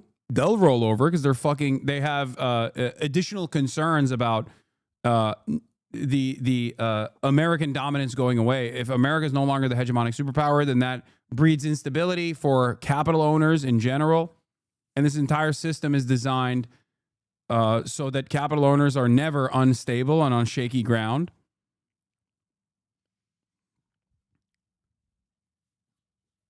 But I do think that a lot of the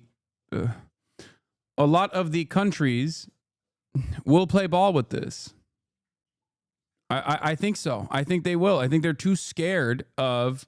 They're more scared of what it means if China is the hegemonic power than America being the hegemonic power, because America being the hegemonic power means capitalism continues.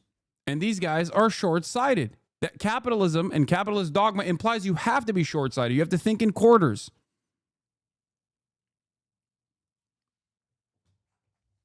So they're so afraid of a change to not just who gets to make the rules, but also what those new rules might look like, that I think they will remain servile to American interests in this process. They were told. The reason why Japan's massive growth rates between 1950 and 1985 were eliminated, and why Japan lost its verve, its dynamism, was because they accepted those Plaza Accords. Is China likely to accept a new Plaza Accords? I assign a 0 probability to that possibility. China is no Japan. Japan was an occupied country by the United States. Yeah. The United States wrote its constitution. There are tens of thousands of American soldiers still occupying Okinawa. China, I will repeat this once more, is not Japan. It is highly unlikely that they will accept, at a time when the capital account of China, if anything, would recommend from an economic point of view a depreciation of the yuan. They will never accept a massive appreciation of the kind that would make the difference for the United States trade deficit in the way that Donald Trump would like. So this is pie in the... You think China becoming the world power would degrade their current political structure? Yes, even within a capitalist framework, it still would do that. Because if you look at global trade as competitive market forces inside of different countries, fighting with the same rule book that has been designed by the United States of America, China becoming the hegemonic leader of global markets means that other countries have to follow suit, which means by force, other countries also have to restructure their economies to a command economy. Ironically, the reason why they don't have to do that right now is because America sets the standard. America sets the standard for global trade, and the best you can do is a little subsidies here, a little subsidies there, but you're still participating within the same framework. That's why they say China cheats all the time. China's not cheating. China is simply doing a command economy.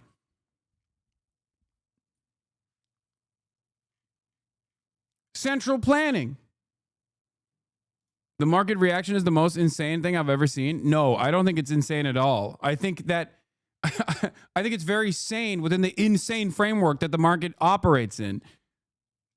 That's what it is. They're so desperate. Yes, 2 days ago, we saw the same insane reaction when it was a fucking fake tweet that caused $6 trillion of fucking value to come back to the markets virtually in a matter of hours, only to have it get eroded once again. Or not 6 trillion, sorry. That's why I keep saying money has never been faker than it is at this moment. It is the most fake it's ever been. Next executive order relates to defense procurement. Our current defense procurement process has been criticized by many folks on both sides of the aisle as being too slow to adapt to new and changing technology. Okay, well, let me finish this Giannis clip and then we'll get to Trump. No new Plaza Accords between the United States and Beijing this time are on the horizon. In that sense, it looks very unlikely that what Donald Trump wants, at least both his objectives of shrinking the US trade deficit and maintaining the exorbitant privilege of the dollar, that both these objectives will be satisfied at once in 2025, in the next 4 years. The great question, however, for 2025 and beyond concerns China's dilemma. Will Beijing decide to stay put? Oh, what's the bull case? We import $500 billion of goods from China every year. Those items have massively increased in price, 10% tariffs against everyone else. No, there is no bull case. You're right. I'm saying that I tweeted about this earlier today. It is an indication that we are completely fucking insane that the market reacted the way that it did to Donald Trump because he scaled back on the fucking violence a little bit. I said Trump is such a madman that the markets and smart economists are looking at Trump forcibly severing ties with our largest trading partner as a good thing because at least he didn't nuke the entirety of global trade. Like he literally, I gave an example of just, I gave an example earlier where it's like he walked in, put a gun to his own mouth, said, I'm going to fucking pull the trigger and I'm going to kill a bunch of people in the process. And then after killing a couple people and shooting himself in the foot, he turned around and said, you know, maybe I'm not going to kill everyone. And everyone's like, oh, thank God, we're saved now. It's insane. It's insane. That's how fucking short-term, that's how short-term our analysts are. And the way that people look at the markets, that is how fucking short-term thinking focused we are here in the United States of America, where they're like, oh, a moment of respite, thank God. There is no fucking respite. There is no respite. China outflanked him this time around. Trump's issue was that the dollar did not go up when this happened, and China threatened to dump yields. Long-term evens started spiking, which meant the dollar as a reserve currency is already on shakier footing than he estimated, and the USA has far less economic influence than they calculated. Of course, the EU will probably bend over anyways. Yes. So basically, he got at least some of his wishes across with respect to like decoupling Chinese manufacturing from at least like the American market to a certain degree, at least for the short term, with hopes that China will come to the table and meet their demands.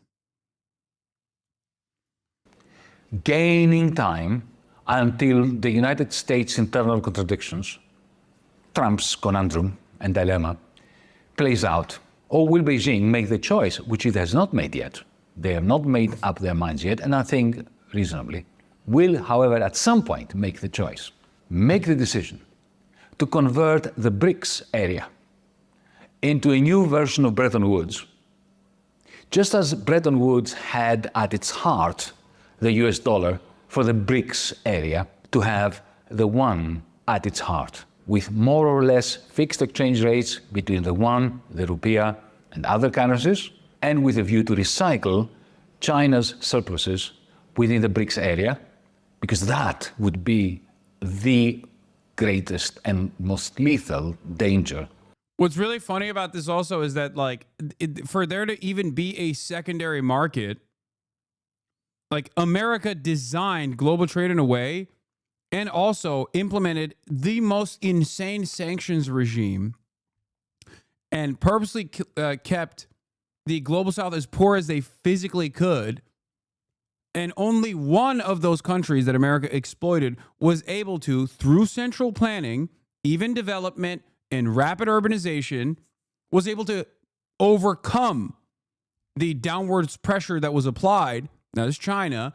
America created this secondary market on its own through its fucking insane attitude, through its incredible greed.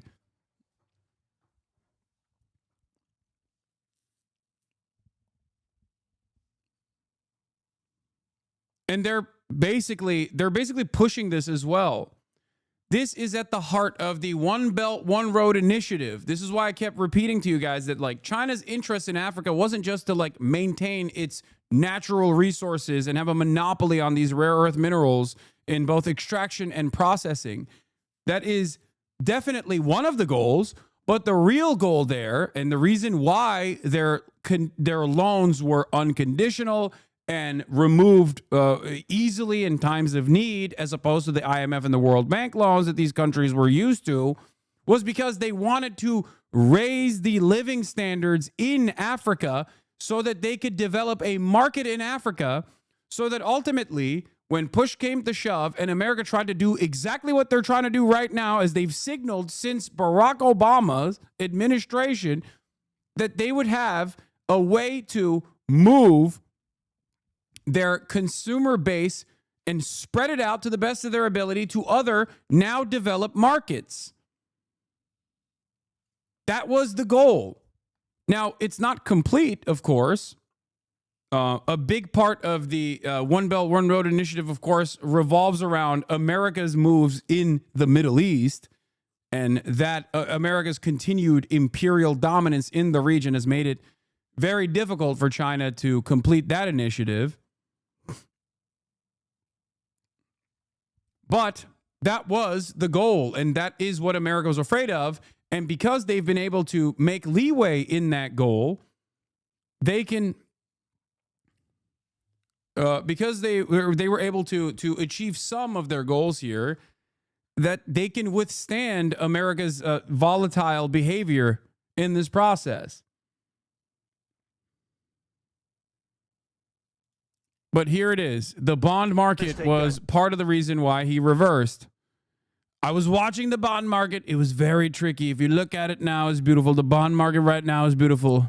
Believe me. Was it the bond markets that persuaded you to reverse course? I was watching the bond market. The bond market is very tricky. I was watching it, but if you look at it now, it's beautiful. The bond market right now is beautiful.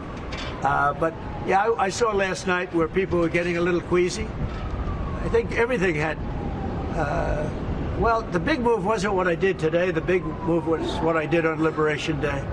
We had Liberation Day in America. We were liberated from all of the horrible deals that were made, all of the horrible trade deals that were made. And I was helped by people just like this, senator, congressman, and friends, right? And we had great help in the Senate. Our Republican senators have been amazing. They stood tall. Yeah. So liberated, dude. So liberated. Here, this is it, by the way. This is literally it. Look at this. Look at 2000. Look at the year 2000 versus 2024.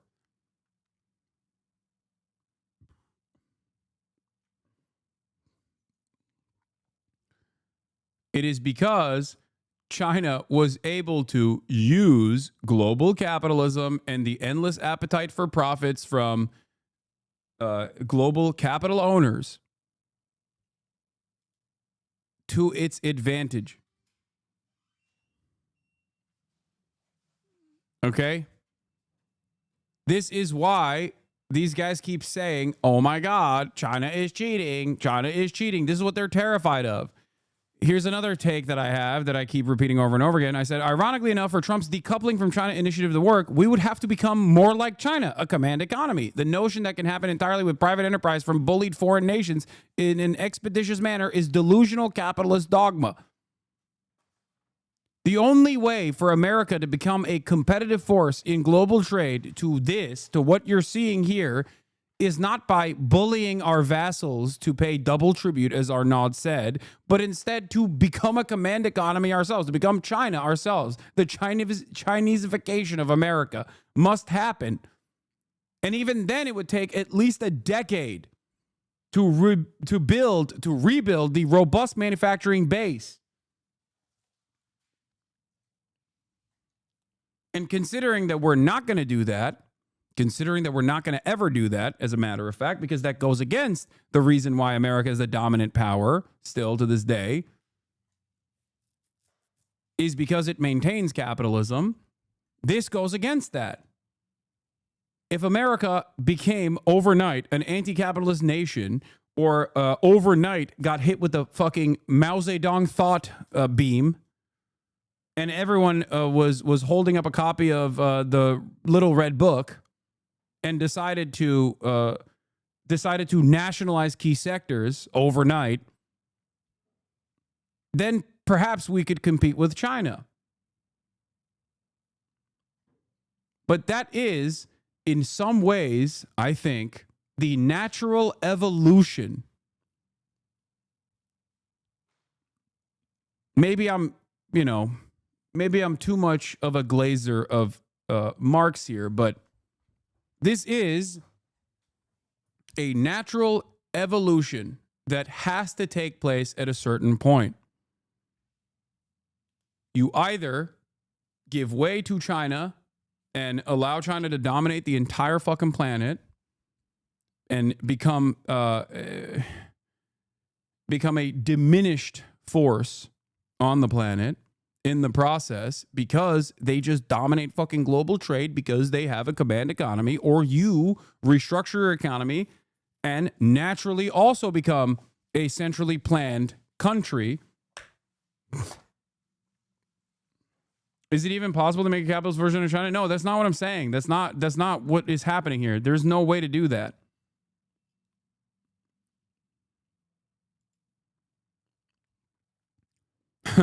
Well, this is embarrassing. Just yesterday, I borrowed and spent $700 billion on the assumption that there'd be a domestic manufacturing boom. People specifically told me Jamie Dimon would not slut President Trump out. This is also great. I've made so many jokes about Jamie Dimon freaking out and reenacting the raid to protect the money, but the reality is much funnier. He just called up the White House and said, I really hate to say it, but you're fucking stupid. Trump went, yes, sir.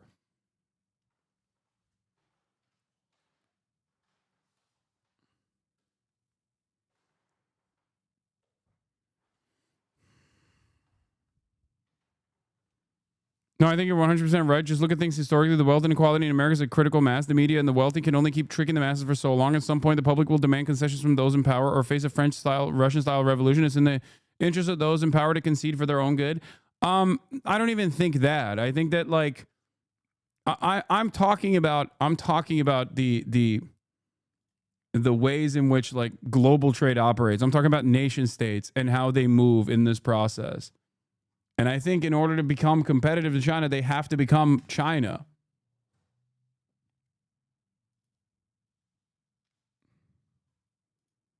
And in the absence of that, America will not be able to get their wishes across. Especially because global capital is malleable. They can move. They're fluid. They have no allegiance or loyalty to a singular market or a singular nation state. They have only allegiances to maintaining their profits and maintaining the capitalist structure. And therefore, they can just wait out the Trump administration, for example. They can just wait it out. A dangerous, unstable madman like Donald Trump doesn't exactly present a lot of confidence in foreign investors to be like, all right, I guess we should build factories in this fucking country whose infrastructure has been crumbling since the New Deal was implemented. You know? Why the fuck would they? Why would they be like, yeah, I really want to move manufacturing away from China, for example, that has literally become the domineering force for a good reason, not just because the labor there is cheap, as Tim Apple himself once famously volunteered, where he literally said, even if Chinese manufacturing was as expensive as American manufacturing, I'd still make my shit in China because they have a manufacturing base. The quality of the build is significantly higher than anything anyone else has. They have a fucking incredibly educated base of producers. These things take fucking time. You can't just do it overnight. You can't just wish cast fucking factories coming back to the United States of America and then assume that we have a competent, trained a base of laborers.